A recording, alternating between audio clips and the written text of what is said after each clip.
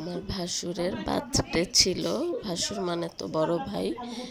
বড় ভাইয়ার মতোই আসলে আমার এই ননাসগুলো থাকে বাইরে। ওনারা আসছে, তখনই সবার বার্থডে ছিল।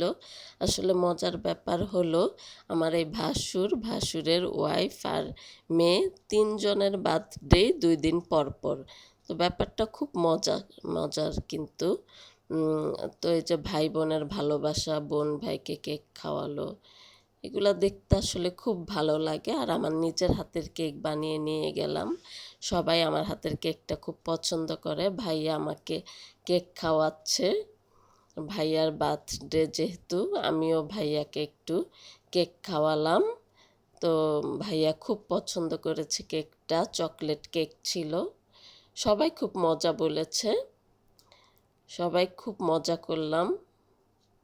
আসলে সবাই একসাথে হলে খুব ভালো লাগে।